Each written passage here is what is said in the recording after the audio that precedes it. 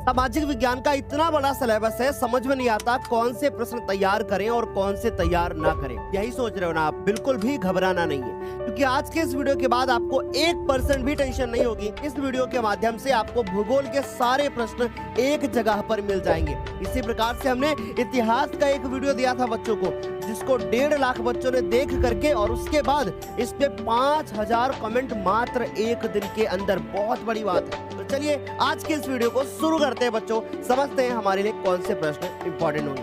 बच्चों पहला जो चैप्टर हमारे पास में है, जिसका नाम है संसाधन एवं विकास। इस चैप्टर से यदि सवाल बनेगा तो संसाधन के ऊपर ही बनेगा। अब संसाधन में कैसे बनेगा, देखो संसाधन का अर्थ बताते हुए इसके वर्गीकरण को समझाइए। यानी संसाधन का अर्थ बताना है और बाद में इसके वर्गीकरण, यानी भैया हमें इसको वर्गीकृत करके दिखाना है कि इसके कौन कौन से प्रकार हो सकते हैं। उसके बाद दूसरा सवाल है कि भैया भू संसाधन का अर्थ लिखिए। ये वाला सवाल हमारे लिए बहुत ज्यादा इंपॉर्टेंट हो जाता है। और साथ ही साथ में यह भी सवाल बनेगा कि संसाधन के रूप में भूमि का उपयोग किन उद्देश्यों की पूर्ति के लिए किया जाता है, व्याख्या कर दो। ये इस चैप्टर का सबसे ज्यादा इंपॉर्टेंट क्वेश्चन है और यही क्वेश्चन हर साल बोर्ड के एग्जाम में आता है। आगे देखिए अगला सवाल क्या है कि मृदा से आप क्या समझते हैं, यानी मिट्टी से आप क्या समझते हैं। जहां पे आप लोगों को बताना पड़ेगा कि मिट्टी के प्रकार, जैसे काली मिट्टी या जो हमारी जलोढ़ मृदा हो गई, या फिर पीली मिट्टी, या फिर हमारी लाल मिट्टी, है ना। अब ये बच्चों आगे बढ़ते हैं। अगला जो सवाल हमारे पास बनता है वो है भारत में भूमि उपयोग के प्रारूप का वर्णन कर दीजिए। यानी भारत में कैसे भूमि का उपयोग किया जाता है, इसके बारे में बात करनी है। उसके बाद हमें बताना है कि 1960-61 से वन के अंतर्गत जो हमारे क्षेत्र आ रहे हैं उनके महत्वपूर्ण, कह रहे हैं कि उनमें जो है महत्वपूर्ण वृद्धि नहीं हुई है। क्यों नहीं हुई? क्योंकि जनसंख्या वृद्धि हो रही है। तो इस सवाल का जवाब भी आपको बताना होगा। अगला है मृदा अपरदन का कार्य अर्थ बताना है आपको, और भूमि निम्नीकरण से क्या अभिप्राय है। बच्चों ये हमारे 6 सवाल बनते हैं और इन्हीं 6 सवालों से ही आपका पहला चैप्टर कंप्लीट होगा।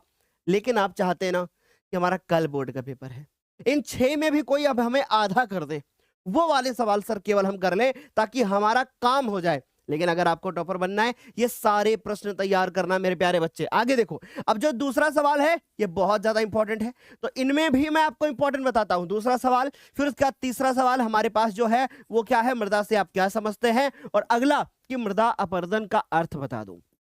ये 3 सवाल आपको बोर्ड के एग्जाम के लिए तैयार करके ही जाना है, इनमें आप कोई लापरवाही नहीं कर सकते। अगला जो चैप्टर है हमारा, जिसका नाम है वन एवं वन्यजीव संसाधन। अब यहां पर कौन सा सवाल बनेगा, देखो जरा ध्यान से। वनों की हानि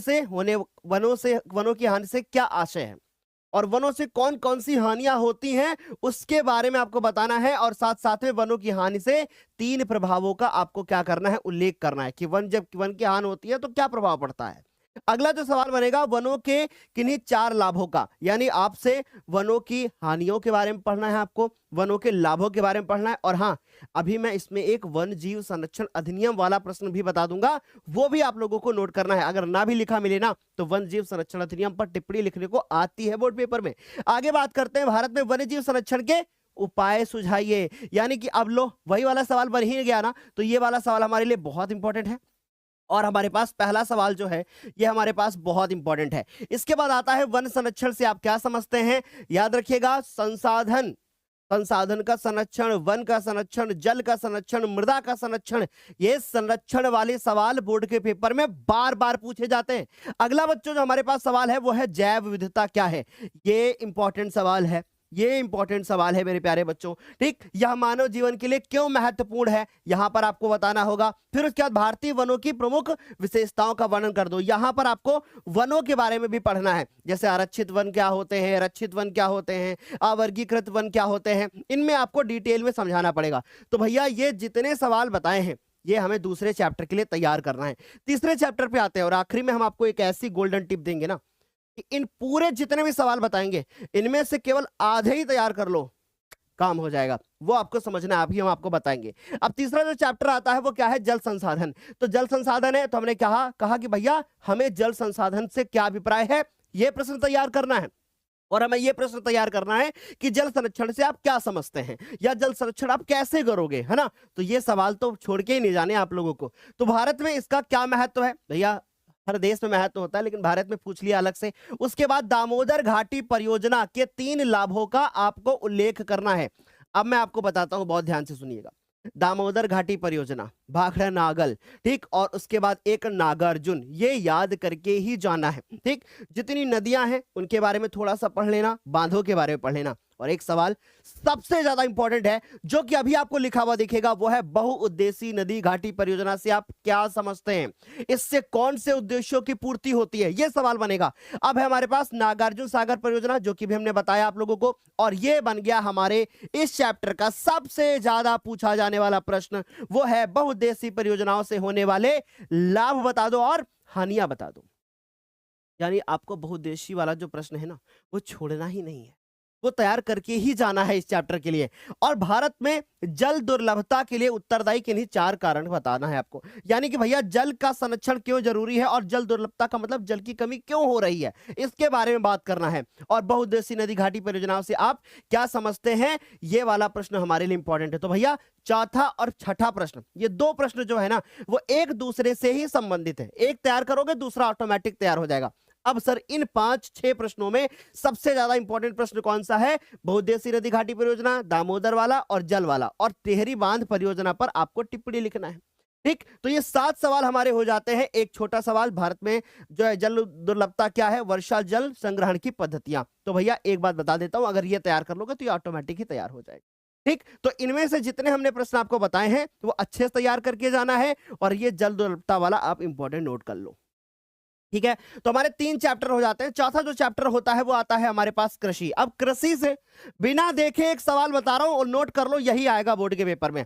कृषि से तुम्हारे बोर्ड के पेपर में सवाल बनेगा कि भारत में कृषि की कौन कौन सी पद्धतियां हैं, है ना, भारत में कृषि किस प्रकार से होती है, या ऐसे बन सकता है कि भारत एक कृषि प्रधान देश है, इसका वर्णन करके बताइए, ठीक। क्यों है कृषि प्रधान देश, इसके बारे में बताना है, ठीक। तो चलो देखो, भारत में कृषि की 3 विशेषताएं, यह सवाल बनेगा बोर्ड के पेपर में। अगला बनेगा झूम कृषि से आप क्या समझते हैं, ये कहां कहां पर होती है, इसके अन्य नाम क्या होते हैं। उसके बाद भारत में गेहूं की खेती। अब यहां पर मैं बताऊं तो एक गेहूं की खेती, एक चावल की खेती और एक गन्ना। नोट कर लो इस पॉइंट को, क्या बताया सर ने, एक बताया गेहूं की खेती, एक बताया गुरुदेव ने चावल की खेती, और एक बताया गुरुदेव ने गन्ना की खेती। हाँ, अगर आप पढ़ने वाले बच्चे हो तो जूट वाला भी प्रश्न तैयार कर लेना, ठीक। तो जूट यानी जिसको पटसन कहा जाता है, इसकी खेती के बारे में पढ़ लेना। अब सर इसकी खेती के बारे में क्या पढ़ना होता है बताएं? चलो देखो, इसके बारे में पढ़ना होता है कि भैया इसकी भौगोलिक दशाएं, इसके उत्पादन क्षेत्र, और इसका क्या महत्व है, ये खेती कहां कहां पर होती है, इसके बारे में ये तीनों जो पॉइंट होते हैं, ये तीनों चारों के क्वेश्चंस के बारे में पढ़ लेना कि भैया चावल की खेती कैसे होती है, उसका क्या महत्व है, उसकी क्या विशेषताएं हैं, वो कहां पर होती है, कौन से राज्यों में बहुत ज्यादा होती है, ठीक, या सबसे ज्यादा चावल कहां पैदा होता है। तो ऐसे सवाल जब छोटे छोटे तैयार कर लोगे ना, तो बड़ा सवाल ऑटोमेटिक ही तैयार हो जाएगा। अगला बनता है भारत की अर्थव्यवस्था में कृषि का महत्व। ये सवाल सबसे बड़ा बवाल, बच्चों याद रखना, यही बनेगा बोर्ड के पेपर में। और एक बनेगा ये भारत वाला, जो गेहूं, भारत में गेहूं की खेती के बारे में, ठीक। तो 2 सवाल हमारे पास हो गए। अगला बनता है हमारे पास चावल की खेती, जैसे अभी हमने बताया कि भैया चावल वाला तैयार कर लेना। फिर उसके बाद बनता है मेरे प्यारे बच्चों मोटे अनाज, भारत में ज्वार, बाजरा, रागी, इनके बारे में डिटेल में पढ़ लीजिएगा। भैया हमें मोटे अनाजों का उल्लेख करके बता दो, और इसकी पैदावार बढ़ाने के लिए आप क्या उपाय करेंगे।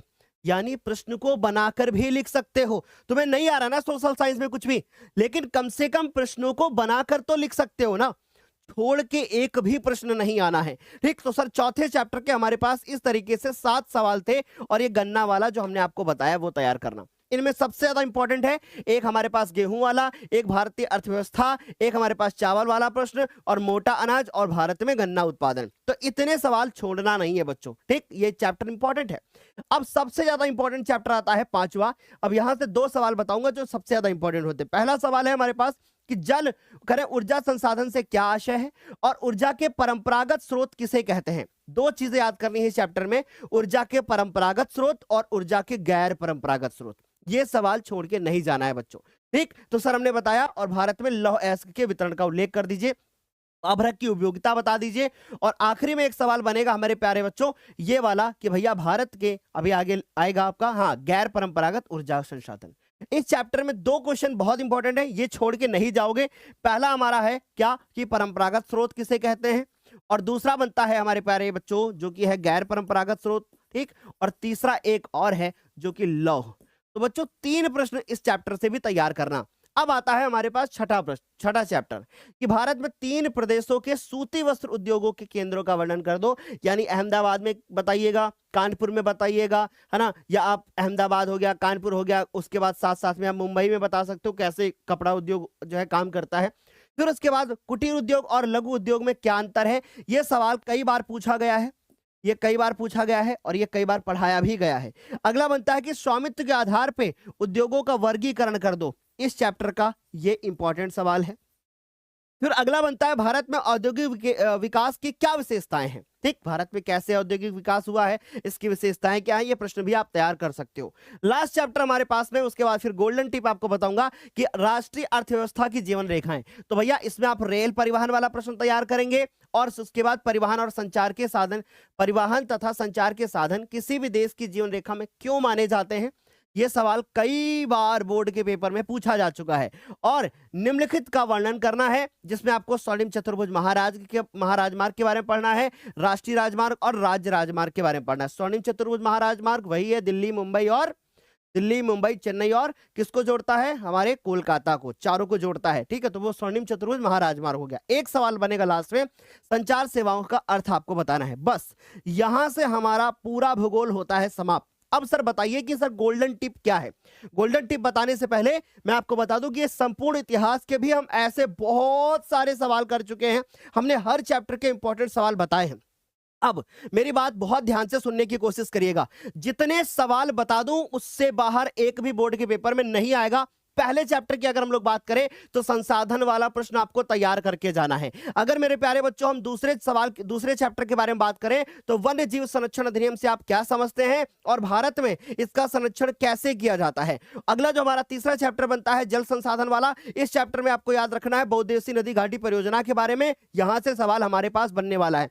उसके बाद अगर हम चौथे चैप्टर की बात करें, कृषि के बारे में बात करें, तो यहां पे गेहूं, गन्ना, चावल और साथ साथ में जूट, इस पे एक सवाल बनना 100% तय है। उसके बाद आगे बात करते हैं बच्चों, पांचवें चैप्टर पे चलते हैं। पांचवें चैप्टर है खनिज तथा ऊर्जा संसाधन, ऊर्जा के गैर परंपरागत संसाधन और परंपरागत संसाधन, यहां से सवाल हमारे प्यारे बच्चों बनना तय है। अब हमारे पास आता है छठा चैप्टर। छठे चैप्टर में अगर बात करें तो कुटीर और लघु उद्योग वाला प्रश्न बनेगा और एक सवाल और आपका बन जाता है कि भैया ये टिप्पणी लिखने को आ जाता है और संचार सेवा वाला तैयार कर लेना।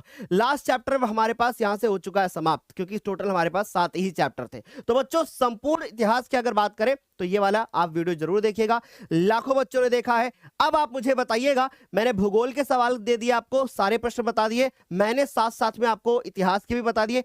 अब बताइए क्या आप लोग इसका पार्ट 3 चाहते हैं। अगर इसी प्रकार से 5000 कमेंट्स आती हैं हमारे पास फिर से, या मैं कोई टारगेट नहीं दे रहा हूं, लेकिन ज्यादा से ज्यादा जितनी ज्यादा कमेंट्स होंगी मैं उतना जल्दी इसका पार्ट 3 लेकर के आऊंगा।